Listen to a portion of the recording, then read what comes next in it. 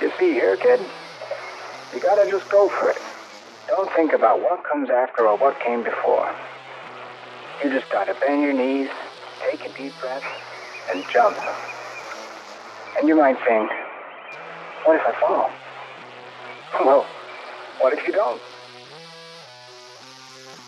Ladies and gentlemen. Hey, it's David with LTD Media. I'm here with the Now You Know podcast, episode 8. I have a good friend with me here, Sam Nagy. He's going to explain some things he's involved with. He's a really good friend of mine. He's got a cool story, inspirational story, and I really appreciate you coming here, Sam. Thanks for being here, man. I appreciate it. Thanks, David. I appreciate the opportunity. Yeah, so tell us a little bit about yourself, man. What's going on right now? What are you involved with? You know, I was thinking about what to share today, and you know, is in line with what you had as well. And I thought that one thing I really am thankful for today is the opportunity to grow, and you know, there's a lot's going on, and especially in the last year, in this community, in this nation, in this world, and been able to express a lot of that in a form of artistic way called spoken word, and it's my outlet now. It's my opportunity for you know, sharing my recovery, strength, hope, faith, a little bit of everything in some written poetry, and then I speak it out loud on my YouTube channel, and and so it's been great. It's not everything has been great, but I've been able to really express what the good stuff in my life is all about. You know, not every day is going to be all sunshine. You know, 365 days of sunshine is a drought. That's true. That's a good friend of mine told me that, and I'm like, yeah, that's really true. You can't have sunshine every day. You'll dry out. there's really no rest for the weary, if you will. Yeah, for sure. So you've been doing spoken word. So you've been writing poetry. How long have you been doing that for? Just this year? Or were you kind of like doing poetry when you were younger? Were you like, was it something you liked? Was there a poetry book you liked or anything like that? It really started I'd say about 5 years ago when I wrote one of my first poems, and I just sat down and started rhyming words, and I've always kind of been good with writing. When I was an Aztec, Pima Aztec, go Aztecs, if you will. Pima Community College. I just started taking writing classes, and I excelled in those classes. And I really did well in just articulating my thoughts. I didn't do well in all the subjects, you know what I mean? But for me, it was about writing and expressing what was going on in my brain. Yeah, okay, that's good. What are your influences with that? You know, I think a lot of it is my faith in God and how He, you know, how I believe He articulates the recovery message to share hope, strength, and courage, rather than just talking about everyday stuff or you know, things that aren't encouraging or you know, negative things. I'm influenced by a lot of different. Actually, it's really life events, life experiences. I work as a behavioral health technician now in the community, in the behavioral health world, and I've been doing that for almost 13 years in April. Wonderful. That's good that you're so involved with the community. You mentioned recovery. Do you want to elaborate on kind of what happened in your past and what you're doing to help others that might be going through something similar? Sure. I guess the short version is I had an opportunity to you know, get clean and sober by the Pima County Sheriff's Department and the local Tucson Police Department, which really changed and saved my life. And for a lot of years, I was drinking and drugging and running and homeless and on the streets and in and out of institutions, jails. You know, I ended up going across state lines and committing some stupid decisions and you know, got arrested and multiple times. And that's not everybody's story, but it's my story and it's a part of who I am. But it's not who I am. You know what I'm saying? Yeah. Sure. I appreciate this opportunity to share that, because really the hope is that people can get better. It was really bad though, David. For so long, I struggled with drugs and alcohol. You know, I was even diagnosed with a mental illness, and I'm not afraid to share that anymore, and I'm not ashamed of that part of my life. And I still have to maintain, you know, coping skills and symptoms, you know, keeping track of my life. But it's a lot different today. It's been almost 15 years in recovery. I can't give myself a front. It's only been 14 and a half years, but yeah. And so that's been a lot of my strength, is overcoming that, sharing it with others, and giving back to the community. You do that tenfold, you know, just the stuff I see you involved with.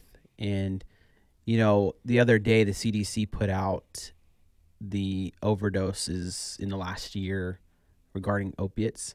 It was 81,000 just this last year. And, you know, I myself encourage people that are struggling through that stuff to get help. And I'm going to encourage you, if you're listening to this and you might be going through something like that, is to look at Sam as a role model, as an inspiration. What he's done and how he's changed his life is so admirable. It's impressive, and it's motivating. And I mean, I look up to you in ways, just especially with the volunteer work and stuff that you're doing. I see you do with the socks, right? You give sock. Can you tell us a little bit about that? Yeah, it's a really cool, fun experience and organization we have called Socks to Serve, and we're on Facebook. And what we like to do is just give out new socks and you know, collaborate with different agencies, different entities, different organizations, like the Honors Club. We connect with enrichment, the Educational Enrichment Foundation, just different agencies in the community that are doing similar things that we're doing. And we like to give out kids socks, men's and women's all brand new socks. Socks are important. I mean, I can relate to the fact that if you have a hole in your sock or just a messy sock, it's not a comfortable situation. Or no sock at all. I think wearing a shoe without a sock is just a really awkward feeling kind of thing. And having a sock on your feet is warmth, and that's a lot. And that's exactly what we try to do, is we give socks out to people in parks, treatment centers, you know, different gospel rescue mission. We do what we can, and it's really a blessing to the community. And one of our taglines is finding small ways to make a big difference in this community. And so we really utilize that. We give out bottles of water. We don't serve food. There's just too many things behind that for us personally, but we do a lot of things of you know, just kind of being the middle people to give what the resources are and then where they're needed. So part of this segment, or this podcast, is I have it kind of divided in segments, and I like to go through and kind of do this interview process with the guests. And we've talked about your influences. We've talked about how you're involved with behavioral health. Can you talk about that a little bit more? How did you end up in that role, and what do you kind of do? You know, it's quite interesting. There's a program, a quite established program here in the community through U of A Rise and Hope Incorporated, a lot of NAMI, I think other agencies. I forget the other one that was doing the RSS training, and that's what got me started into the field of behavioral health. Becoming a recovery support specialist and being certified was an opportunity for me to work in the field and gain experience, but also be gainfully employed again. And for so long I wasn't.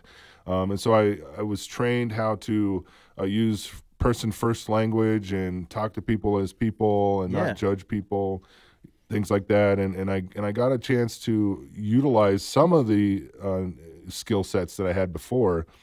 Not so much everything, you know what I mean, back running drugs and doing stupid things, but had a chance to utilize those experiences to provide hope for people, that people, you know, can recover, get better. Yeah. And now I work on a specialized team.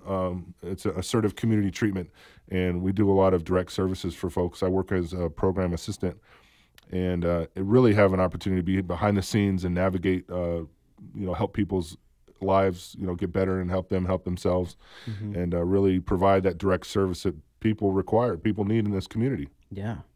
Man, it's so awesome. Kind of want to just like give you a high five for all the stuff you're doing right now. Right. It's freaking awesome, man. Well, there's more. Hey, keep telling me what else you got going on. No, love to hear it. I just for so long I hated life. I hated people. A lot of hate, and that really determined my outcome of the next week, and the next month, and the next year. Where did that hate come from? What caused that hate? I think a lot of it was not liking who I was, you know, and not liking where I was, who I was about, and what I was about. And all I wanted to do is use drugs and run from my problems. And, you know, and they say hurt people, and that's all I did, was just really you know, cause chaos and havoc in my family. And was, you know, finally my mom and dad, they said, hey, enough's enough. And they basically disowned me, which was really the best thing that could ever happen. And, you know, we talk about enabling, we talk about, you know, putting out other people's fires and fixing things. That was the worst thing that could ever happen to me. And so I learned that the hard way, but I grew from that. And now I can share at different groups and meetings and things about how especially for family members, things like that of people in recovery, how it worked for me. I'm not, able to say this is the solution. Yeah. But these things have worked for me. Yeah. I don't think people really like to hear a solution from somebody. I think a lot of times it's they want to they want someone to listen to them so they can kind of get out how they're feeling, and then guidance, like not a solution, Right. just from my experience with things that I've done outside of here and taking the time to do that. I mean, it seems like you to me, it sounds like you do a lot of this stuff just on your own empowerment. Like it's just like it's a how do I say it? It's something you're yearning to do. Mm-hmm. Is that true? It's something I'm passionate about, and really it is that yearning to be of assistance and be of help. That's my nature. Mm-hmm. Sometimes that gets the best of me because my wife will tell you, my amazing wife Jennifer, she says oftentimes, you're doing too much, you're doing this and that. I say, it just keeps me busy, and it provides an opportunity for me to kind of share about what is the benefit of recovery, because some people say, well, I don't want to stay clean and sober, I don't want to do this because I don't get to do what I want to do. But it's multifaceted now. I think there's because I'm working on a bachelor's degree in criminal justice and human services with an emphasis on corrections. Okay. I'm not sure what I'll do exactly with that, but I know that I needed to do something like that to get more established in the behavioral health criminal justice world. Yeah, God's got a plan for you. I think you're just going through the steps. That's right. Right, because we all know that the system of corrections in a lot of parts of the U.S. is not really focused on addressing the addiction issues. And, I'm starting to see change and reform, excuse me, with that kind of stuff. And I don't want to get into it too far because, people might go, oh, well, that's politically driven and all that. But, the reality is I can honestly say that we need more Sams. Right on. No doubt. We need people to be able to communicate and provide actual guidance. Not, hey, here's a jail cell, you're gonna go through withdrawals. Good luck. Here's a meal, and then a couple days later, see you later. Right. Good luck. Right. There's just that you got to do more than that, and what you're doing is that you're doing a lot more than just, hey, here's a solution. Listen to it. This will work. Good luck. Right. You're giving so much more. What advice do you have to listeners that are struggling with addiction right now? I think the biggest thing I could ever say is don't give up, and there is hope. Don't give up, and there is hope. Don't give up. There is hope. There is hope, and sometimes just hearing that is helpful. Let's face it. I've got a decision to make every day. Yeah. Do I go to work? Do I provide for my wife? Do I pay the bills on my wife's new Dodge Charger? I saw that picture. That thing is nice, man. It's a raisin color. It's like if you hold a raisin up to the light, and there's plenty of light in this room, and so hold a raisin up to the light, you see kind of like a transparent purple color, and that's really what it is. It's amazing. But as I digress, there, my apologies. Hey, we had to talk about it a little bit. It's nice. But I have decisions to make, is what I was saying. Everybody in life has decisions to make. Well, are we going to be accountable for those decisions? Am I going to be accountable for my decisions, or am I going to learn from it? Am I not going to repeat the same thing going forward that I did the day prior? Yeah. I mean, but we get through all those scenarios, and then we say, okay, there is hope. I'm living proof. We're all living proof of living and maintaining daily life. You said it. We are all faced with some sense of temptation at some point. You can't avoid it. It's around you everywhere, whether you're out somewhere with your friends or you're just on a vacation or something. There is temptation around every corner. And That's right. Avoiding it is up to us. And you said a word that's really important. It's accountability. That is something you do not see a lot of nowadays. And I don't know if it's because it's something not being taught. It's something we want to avoid. Because the fact of the matter is, it's easy not to hold yourself accountable and continue just spiraling out of control or ending up where you're at and Right. whatnot. So, yeah, I'm sorry on that little rant, but yeah, accountability is huge. And self-discipline and accountability go hand in hand regarding this stuff. Like I've been around things that I'm just like, I could have done it. And you know what? I've seen people that did do it growing up, and the fact of the matter is they're either dead or in prison now. And that's the truth. So if you're listening and you're going through this, I mean, your options are limited at the end. Am I wrong?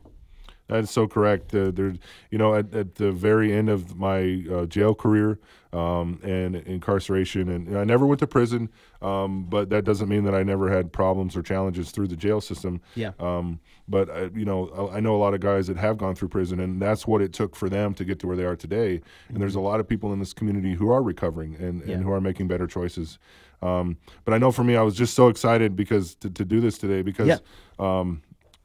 When I got sober, I started learning how to articulate that, like I was saying, about the recovery message. And so I became an RSS. I was the first recovery support specialist in the Pima County Jail. And Wow. This goes back about 10 years with some of the correction staff department, Pima County Sheriff's Department back then. And I'm just a huge supporter of law enforcement, of just in my specific nature. Yeah. Because this community will not be safe without people in the uniform protecting us. EMT, medical services, dispatch, police department, sheriff department, everybody. I mean, it's a collaborative effort, I think. But for me, I was the first individual to walk in there after I'd spent over a year in county jail. And I saw some of the officers, and I saw people that were there helping me. Yeah. And it just revolutionized my whole life. And being able to go back into the jail as a convicted felon, and I've had my rights restored. I have my fingerprint clearance card.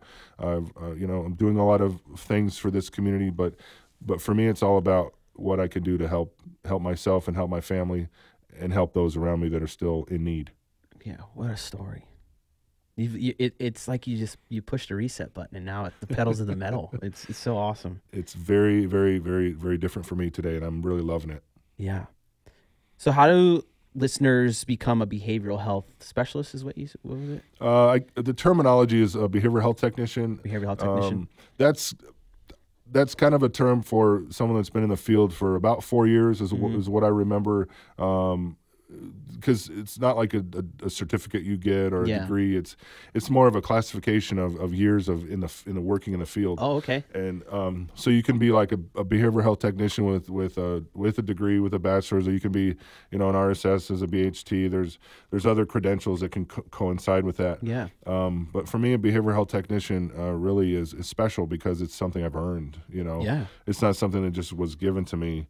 And I think, as you mentioned earlier, some of the enabling and entitlement things that go on sometimes in our lives is like, I deserve this, or this is my right to have these things. Yeah. And that's challenging to face that as well. Yeah. But speaking about what I do for the company and for the clients and members that we serve is really special because I'm blessed. I could have not had this opportunity, but I decided to, by the grace of God, that I was able to move forward in this business and really hopefully provide and make a difference. Yeah. Well, you are undoubtedly making a difference. Well, thank you. So you handed me a card here, Redbeard AZ. It's a YouTube channel. It's Red Spoken Word. redbeardwords@gmail.com. So that's how they connect with you regarding this. Tell me about it. Tell me a little more about this. I'm interested here. It's really intense. It's something that just kind of came together with some of this, what they call spoken word, and really it's poetry written and spoken. So it turns into spoken word poetry. And what I do is I just share my life in a poem. I have different topics. I don't have it memorized, which my buddy Delvin Crawford, hashtag Delvin Crawford. Yeah. He's a buddy of mine. He does a lot of his memorized stuff. And wow. So there's people that you were mentioning about my influences. He's one of them for sure. And he helped me create a really cool video. It's called Hard Times. It's one of my poems that I wrote basically to audio and video. And so it was like this really cool little package, and it's on the channel there, Redbeard AZ. And I like it. I like doing it. It's my passion. It's one of my passions, Yeah. And one of the things it's an outlet for me. Yeah. Are you cool with people following you that are listening to this on your personal Facebook? Do you have a public figure Facebook? How do they get a hold of you and follow you? My public one is fine, Sam Nagy on Facebook, and also with this YouTube channel. Like I said, called Redbeard AZ.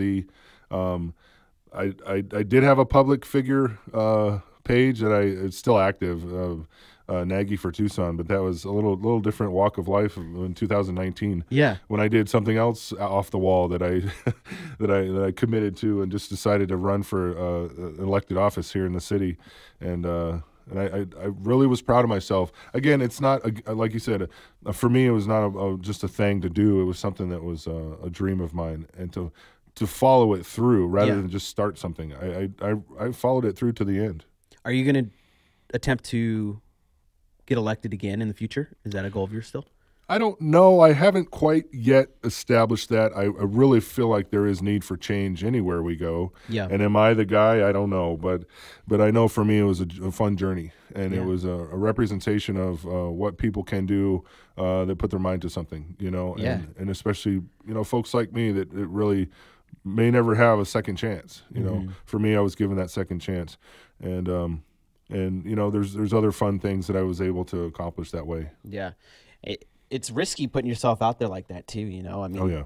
Political figures face scrutiny like crazy, but I could still see it happening because you have all this insight about like the justice system we have and all that, and you can really say, I've been there, I know what it's like. You can challenge people and say that's not true. Right. I've been there, because we don't know the reality. We're just gonna get told stuff about what's going on there, but hearing it from somebody that's actually been there is a lot different, right? And it goes in with everything else that goes on, especially with like the way people view policing and stuff like that these days. And yeah, if you can talk to somebody that actually has been there, it's a different story. It really is from what we get most times. Right. So yeah, I mean, I applaud you for doing it, and I if you do run, let me know, and sure, I'll show support as much as I can, and nice, and let's check that box. Sounds like you got a lot of stuff going on. You got a checklist here. Let's check that one, man. Check that one off. Yeah, it was cool because I had a great chance to try, my political life and try my political prowess. And I didn't do really well at it, politically, because there was always seemed to be one side or the other. And, and just for me, I really enjoyed the process, though, because I got to meet a lot of cool people. Yeah. I got to really just speak out about recovery and that it's possible. People do get well. Yeah. And that's my whole thing. People can get well. And you're living proof, man. Exactly. Yeah. Yeah.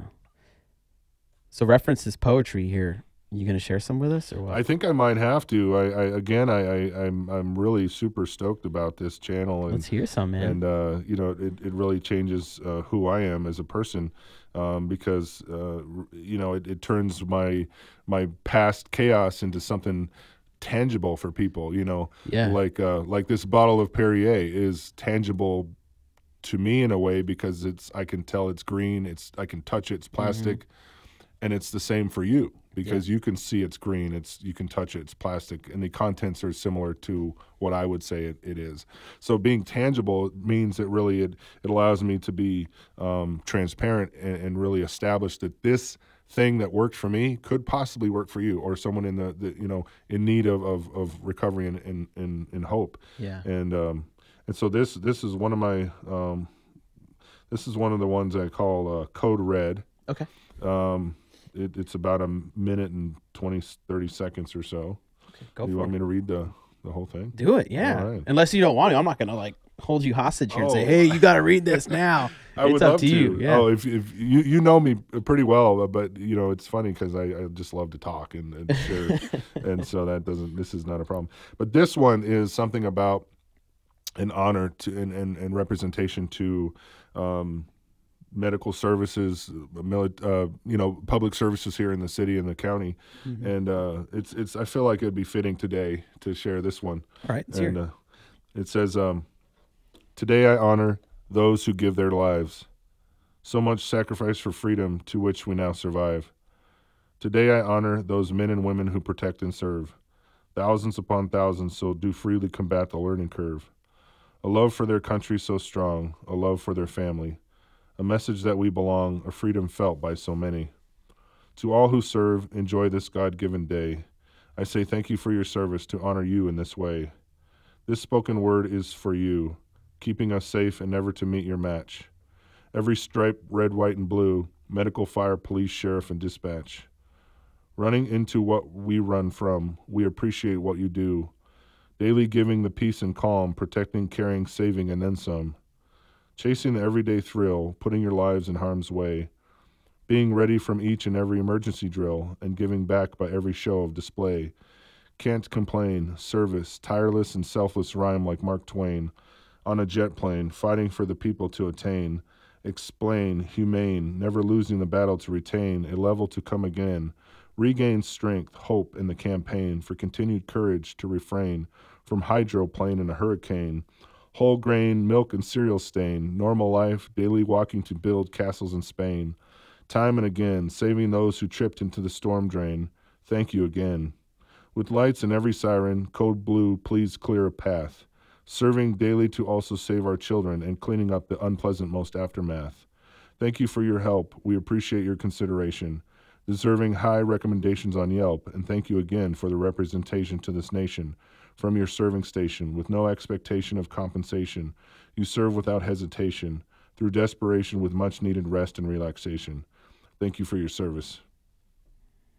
Wow, man. That's good. That's good. There's a lot of good stuff in there.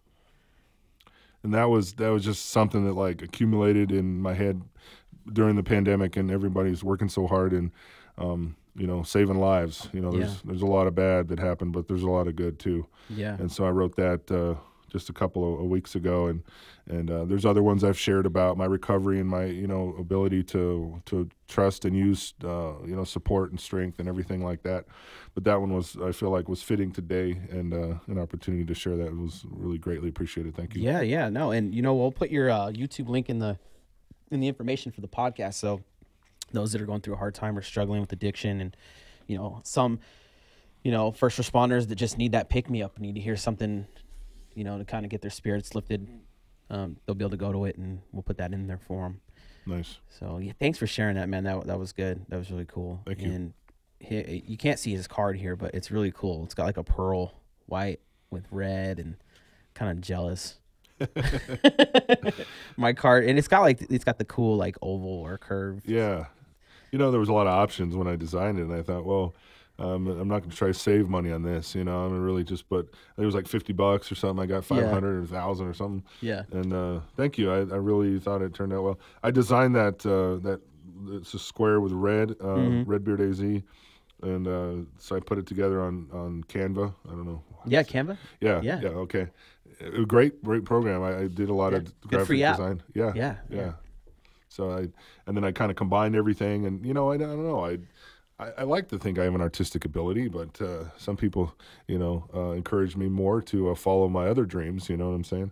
But well, everybody's got an opinion, man. That's right. And that's right. No matter what you put out, it when it comes to art, like I do music on the side, and when it comes to art, the most important thing is that it means something to you. And there will always be somebody that says something bad about when you make art. There's somebody that's going to see it in a negative light, or they're jealous. Right. Haters will come out of the woodwork, and sometimes they just already hate you, or sometimes they're like, man, that person's doing something really cool, and I want to screw that up. Yeah. Because I can't do that. So just remember that. Don't worry about people saying anything about your artistic abilities. It's something. It's a process that continues, and it grows and grows and grows. And some people don't. So that's just their problem. That's how I feel about that. Well, it's just so interesting because I agree with everything you said. And when I move forward in some fashion, things just fall away eventually. There's there's the negativity and stuff. And I saw a post the other day on Facebook, and it was a gentleman by the name of Brian Trejo, and he's really cool in his ability to rap in a positive way, musically inclined. And I said, hey, I want to meet this guy. And I've listened to his stuff for a lot of years. Yeah. And somebody I didn't know who that was, but somebody else jumped on the board and they were like, hey, yeah, we'll make it happen in November. And I was like, all right. And so, the reason I share that is just, there's always an opportunity for us, I think for me as well, to grow and sprout and strengthen and get better at things. And so I have a responsibility to not be quiet about certain things, Yeah. So again, when I open my mouth and ask, usually, things change. Yeah. Things change. Yeah. And you never know who's watching, right? Because you're on the other end, like you've been listening to that person's stuff, but you never know who's going to be watching you. That's right. Our last guest we were talking, and you just never know who's watching because they got invited to the show and they were like, I had no idea. It was so cool, and I'm like, well, we were watching you. That's cool. And because you're doing good stuff. So are you a parent yet? No. Do you want to be? Yeah. All right, good, because I got a bad dad joke book here, so nice. we can practice. I heard about those actually. You did hear? All right. Adam Lawson, I think, was okay. on the show. Yeah, he's a friend of mine through the world of services, if you will. Yeah, that's a good dude. Yeah. So, if you have a dad joke already memorized that you want to just share before we open the book here, be my guest. Do you have anything? Oh, for sure. This is my wheelhouse, actually, back before poetry, before it got good. You know All what right, I mean? give me something. Let's see. Why do golfers wear 2 pairs of pants? Why? In case they get a hole in one. You know what I'm saying? That's one of my favorite. Or why did the guy at the orange juice factory get fired? Why? Because he couldn't concentrate. Does that make sense? She rolled her eyes. Oh, I mean, Today he they rolled started her it. eyes. Yeah, the dad jokes. Oh, so yeah, credit again to the person running our audio in the background. We every time we do the dad jokes, we always look. She rolled her eyes. So I think I'm beginning to think if she rolled her eyes, that means it was good. Right on. Yeah, she's like, oh man, why did I like that? Well, I mean, I'll share one more. And Oh, then go for it, please. Well, it's Be my guest. So, did you hear about the 2 antennas that met on the roof, fell in love, and got married? No. Well, the ceremony was okay, but the reception was excellent. You know what I'm saying? All right, I got one off the top head. Let's hear yours. I'm tired of mine. Yeah. I saw it this morning. Oh man. So in the past, Chewbacca was actually an excellent baseball player, and at one point in his career, he became Wookiee of the Year. Oh, I did not see that one coming. I saw that. So I follow like a dad joke page on Facebook because I'm so cheesy. And that's where I saw it this morning. So I have this. That's a whole book. Wow. Exceptionally bad dad jokes. So frightfully awful, yet wonderfully spiffing. This is volume 1. So we're almost, so I think season 2, I'm going to get volume 2 if I can find it or something close. Nice. But what'll happen is you can go in here, find one you like, and then you'll read it out loud. And we're going to do this twice. We're going to switch. Nice. All right. And tell some exceptionally bad dad jokes so our listeners can have some material for their day, whether at the office or with their kids or whatnot. That's right. Get ready to write these down. Yeah. Well, I opened it up right away to a joke that might be apropos to this audience today. Yeah. But it says, bullets are quite weird indeed. They only do their jobs after they are fired. Interesting. Kind of dark, but fairly dark. I don't know why that opened. That was the first thing I saw. I don't know. Maybe I'll. Well, if there's gun owners out there, they're like, yeah, that's exactly right. I like that. If not, it's like, I'm sorry. I apologize. I'll pick another one. Are we doing 2 apiece? You can. Yeah, go ahead. Interesting. This is quite a book here.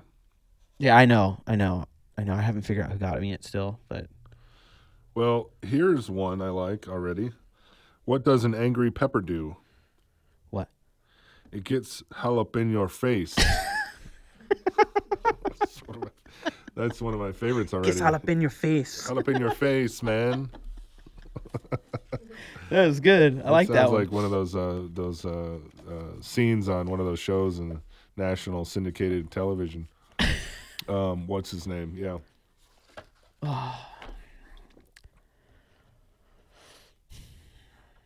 All right.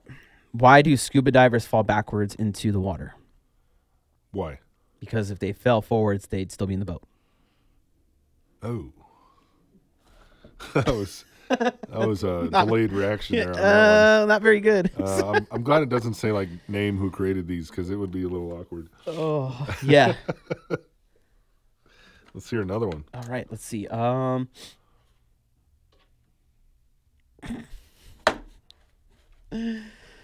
Atheism is a non-profit organization. Oh, so much is true about that. I guess, yeah. These are dad jokes, huh? Wow, these are pretty exceptionally bad. Exceptionally bad, yeah. Wow. Okay, here, last one. I'm gonna do one more, and then we'll move on from this. This one's not bad. It's not dark. An invisible man marries an invisible woman. The kids were nothing to look at either. That's kind of mean, I guess, isn't it? If we're picking descriptions of the jokes here, yeah. That's funny. Those are interesting for sure. Yeah. Yeah. So those are the exceptionally bad dad jokes out of volume 1. We'll work on volume 2. This got to take time to put this kind of stuff together. Yeah. Like, and like, is there? What's How do the you author's accumulate all that? Oh my gosh. I used to know a lot more, and I lost touch. But those are exceptionally bad dad jokes. Yes, exceptionally bad. Yep, they're labeled like that on purpose. That was fun. So we're coming to the end of this. I got one more thing. Is there any common myths about going through recovery that you want to debunk?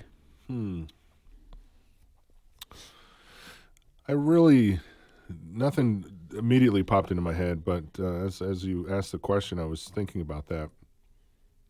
And I thought about the message that people can share that I will never get better and people don't recover. That seems like that's a myth that is out there in this community that, once I'm doing this, I'll always be the same way. And, people never, or I'll speak about kind of my experience with that. And, I always thought that it would just be this dream, this unattainable dream that I would be better and I would be able to do stuff. I had no idea I'd be doing what I'm doing now. In fact, I never thought I'd go back to school, first of all. Yeah. And but I think and there's other things like lumping people into categories and saying these people, I'm not a huge fan of that. Yeah. But that does happen. Good to know. Keep doing what you're doing, man. Right on. Keep doing it. People are watching you. People notice the difference you're making. You said, what was it? Small steps to making a big difference. Is that how it was worded? Right. Pretty much. Yeah. That's exactly what I try to do. Yeah. You're making a difference, and you've inspired me, and I want to do more. And I'm sure listeners are going to hear and go, I want to do more too. There's no reason not to. Right. I mean, there's just really no excuses. So, well, we've come to the end of this, Sam. Is there anything else you want to add? Well, I it's not that I'm not doing enough in my life, but we've started a little business, a local business, and it's really fun too. So I don't do all of this at one time in my life. I have to have boundaries and priorities and things like that. But have you had any good beef jerky recently, by chance? Other than homemade stuff from like family, no. Right on. Well, again, the entrepreneurial spirit is rich in my blood. So we're creating a business making beef jerky and different things. And, no kidding. And we have two big smokers that we smoke the beef jerky meat, and we season it and all that stuff. And so it's actually pretty cool. I didn't bring samples today, I'm sorry, which I thought would be good for breakfast. Beef jerky for breakfast. That'd have been awesome. Mixed with Perrier, who's a great combo. But no, I just wanted to say, man, I'm just super, super stoked that you invited me on the show and on this podcast, and I was really thankful it's I'm just so grateful for the first responders out there in this community, and for everybody, behavioral health staff, and everybody, everybody that works together to make this world a better place, medical, and everybody that I'm missing for sure in this statement. But thanks again, David. Yeah, no, thank you for everything you're doing in the community. The people, I can't speak for everybody, but most people do appreciate what you're doing. And thank you for coming to the show and being on here with us. And we look forward to checking in again in one of the later seasons on the Now You Know podcast. And thank you to Nereda for taking care of the sound, and LTD Media Studios in Marana, Arizona for taking care of our placement here and getting us scheduled. And we wish you all the best. Don't forget to subscribe and show support. Thank you for listening. Thanks. Hi, this is Tammy with Copper Creek Cookies. We've been baking smiles for over 15 years. We can print anything on our individually wrapped logo cookies.